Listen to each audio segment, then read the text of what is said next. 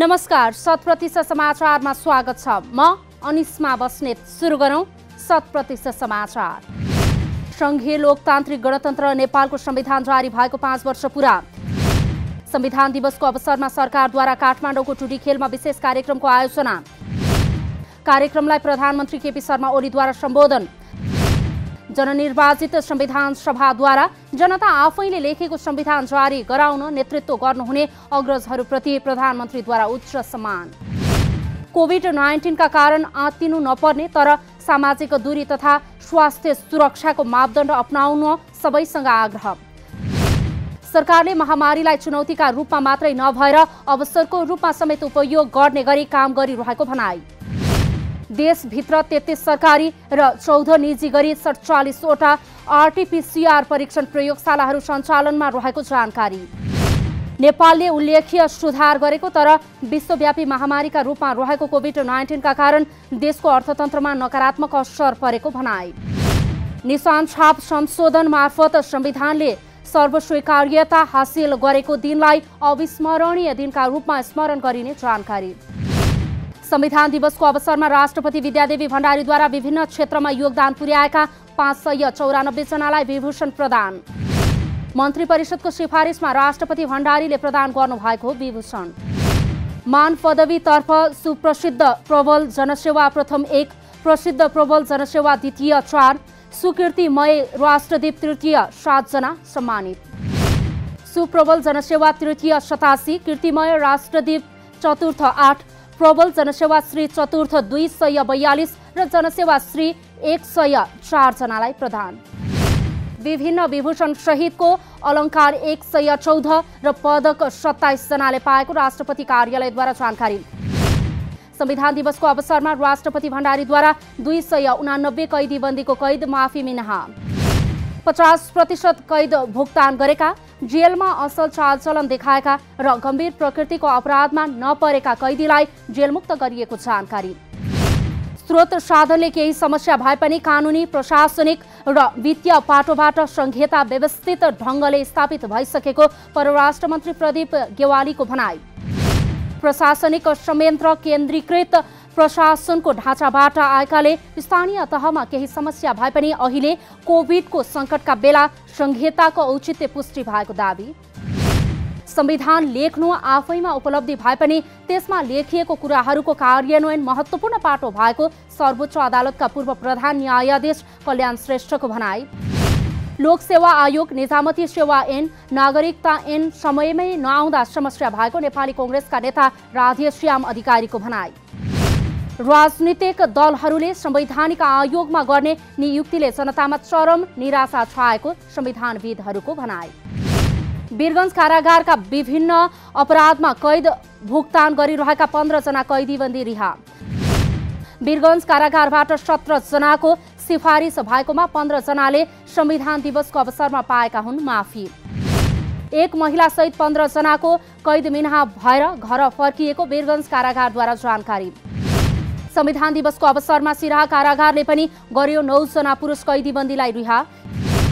जेलमुक्त हुनेहरू ज्यान मार्ने उद्योग, डकैती, जबरजस्तीकरणी लगायतको मुद्दामा रहेको जानकारी। 50% कैद भुक्तान गरिसकेका तथा कारागारमा जेल जीवन व्यतीत गर्दाको असल चालचलन भएकाहरूलाई रिहा गरिएको कारागारको भनाई। गत वर्ष पनि संविधान दिवसकै अवसरमा 7 जनालाई गरिएको थियो रिहा। संविधान दिवसको अवसरमा जनता समाजवादी पार्टी नेपालले आफ्नो पकड क्षेत्रमा मनायो कालो दिवस। पश्चिम नवलपरासीको परासी सदरमुकाममा जसपा विरोध प्रदर्शनमा। संविधान संशोधन, सरकारको विरोध र निलम्बित सांसद रेशम चौधरीको रिहाईको माग गर्दै जसपाको प्रदर्शन। मधेसी, आदिवासी, जनजाति, दलित र थारू लगायतको अधिकार सुनिश्चित गर्नुको लागि संविधान संशोधन गर्न विरोध गरेको जसपा नेपालको भनाई। नेपालमा कोरोना भाइरसबाट मृत्यु हुनेको संख्या 400 नाघ्यो। शनिबार थप 11 जनाको मृत्यु भएसँगै कोरोनाबाट मृत्यु हुनेको संख्या 401 पुगेको स्वास्थ्य तथा जनसङ्ख्या मन्त्रालयद्वारा जानकारी। शनिबार 7 महिला र 4 जना पुरुषको कोरोनाबाट मृत्यु भएको मन्त्रालयको तथ्याङ्क। मृतक मोरङ, रौतहट, सर्लाही, ललितपुर, काठमाडौँ र मकवानपुरका रहेको मन्त्रालयको तथ्याङ्क। शनिबार देशभर 1204 जनामा कोरोना भाइरसको संक्रमण पुष्टि। 10,333 PCR परीक्षण भएकोमा 408 जना महिला र 796 जना पुरुषमा संक्रमण। काठमाडौँमा 570, ललितपुरमा 58 र भक्तपुरमा 83 जना थपिए नयाँ संक्रमित। सक्रिय संक्रमितको संख्या 17,129 रहेको मन्त्रालयको भनाई। 1,447 जना निको भएर घर फर्किएसँगै कुल निको हुनेको संख्या 45,267 पुग्यो। नेपाली कांग्रेसका महामन्त्री डाक्टर शशाङ्क कोइराला कोरोना संक्रमण मुक्त। कोरोना संक्रमणपछि ओम अस्पतालको आइसोलेसनमा भर्ना हुनुभएका कोइराला शनिबार हुनुभएको डिस्चार्ज। फेसबुक मार्फत आफ्नो स्वास्थ्यमा क्रमिक सुधार भएपछि डिस्चार्ज भएको महामन्त्री कोइरालाद्वारा जानकारी। चिकित्सकहरूको सल्लाह बमोजिम आफै केही दिन होम आइसोलेसनमा बस्ने पनि डाक्टर कोइरालाको भनाई। कांग्रेस महामन्त्री कोइरालालाई गत भदौ 23 गते भएको थियो कोरोना भाइरस संक्रमणको पुष्टि। आफ्नो नाममा प्रदर्शन नगर्न नेपाल विद्युत प्राधिकरणका निवर्तमान कार्यकारी निर्देशक कुलमान घिसिङको आग्रह। प्राधिकरणको कार्यकारी नेतृत्व परिवर्तनको अधिकार नेपाल सरकारसँग भएको भन्दै कोरोना महामारीको बेला विरोध प्रदर्शन नगर्न घिसिङको अपील। विरोध प्रदर्शनप्रति आफ्नो ध्यानाकर्षण भएको भन्दै नेतृत्व परिवर्तन हुनु नियमित प्रक्रिया भएको घिसिङद्वारा जारी विज्ञप्तिमा उल्लेख। 4 वर्ष कार्यकाल पूरा गरेर अवकाश पाउनु भएका घिसिङको पुनर्नियुक्तिको माग गर्दै काठमाडौँ सहित विभिन्न ठाउँमा केही दिनदेखि भइरहेको छ प्रदर्शन। काठमाडौँ महानगरपालिकाको बजार अनुगमन टोलीद्वारा बजारमा भेटिएको अखाद्य र म्याद गुज्रिएका खाद्यवस्तु जफत।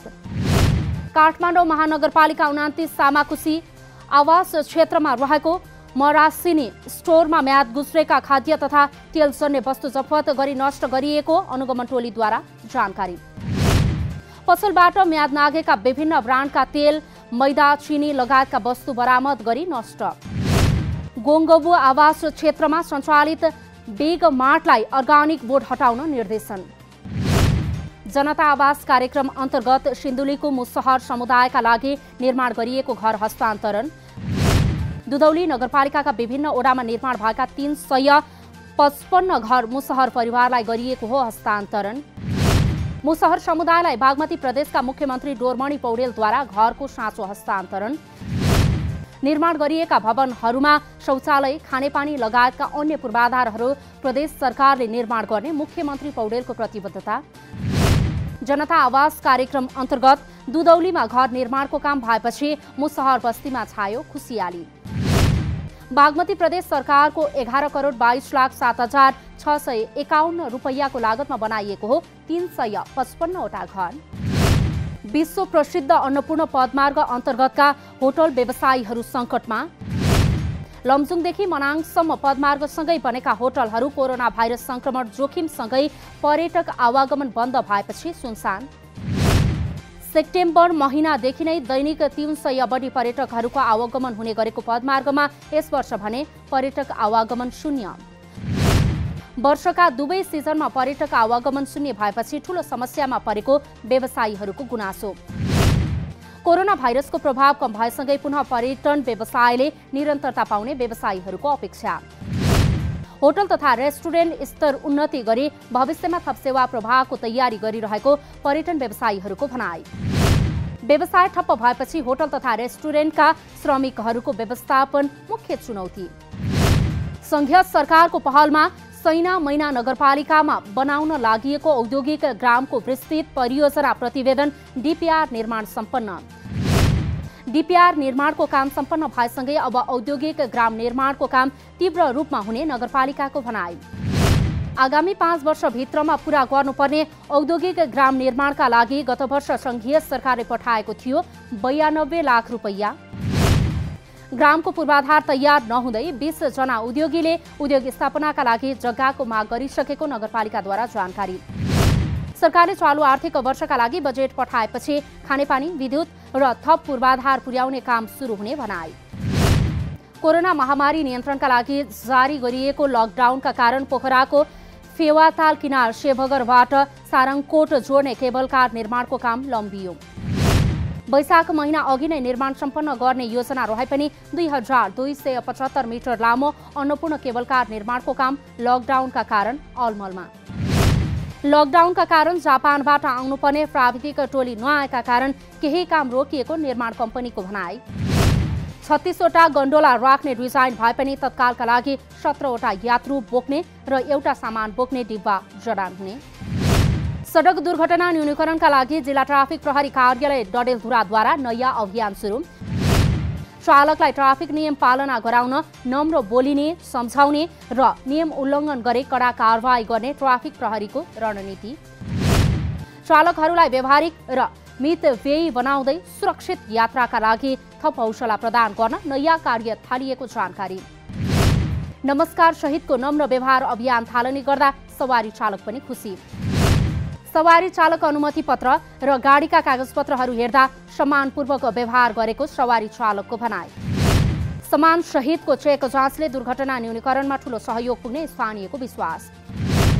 ट्राफिक प्रहरीले सुरक्षित यात्राका लागि चालक तथा सहचालकहरूलाई कोरोनाको समयमा मास्क तथा सेनिटाइजरको प्रयोग गर्न समेत गरेको छ आग्रह।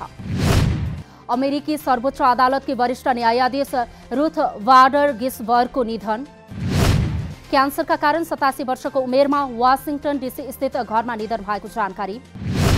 क्यान्सर उपचार गरेर निको भएकी उनको यो वर्ष पुनः देखिएको थियो क्यान्सर।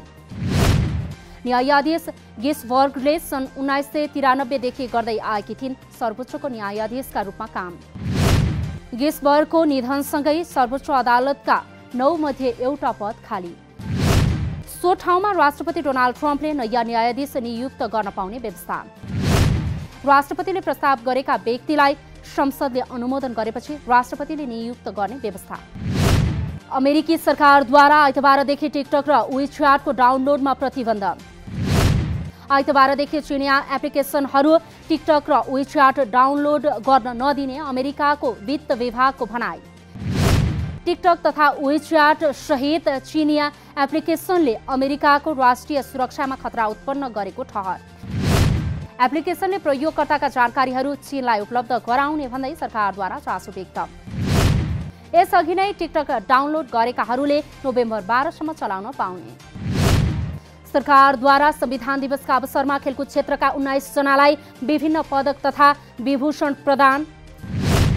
राष्ट्रिय खेलकुद परिषद राखेपका सदस्य सचिव रमेश कुमार सिलवाललाई सुप्रबल जनसेवा श्री तृतीयबाट विभूषित गर्ने। टेक्वान्डोकी कीर्तिमानी खेलाडी तथा प्रशिक्षक सङ्गीना वैद्य र प्रशिक्षक तुलसी कुमार गुरुङलाई प्रबल जनसेवा श्री चतुर्थबाट सम्मान। राखेपका प्रशासन विभागका प्रमुख कुलबहादुर थापालाई कीर्तिमय राष्ट्रदीप चतुर्थबाट विभूषित। सरकारले विभागीय टिमका 15 जनालाई समेत विभिन्न पदकबाट विभूषित गर्ने सरकारको भनाई। विभागीय टिमबाट 13औं सागमा पदक जितेका खेलाडीलाई विभूषित गर्ने सूचीमा समावेश गरे पनि धेरै कीर्तिवाणी खेलाडी मान पदवीबाट बाहिर। 100% समाचार अहिलेलाई यति नै। नमस्कार।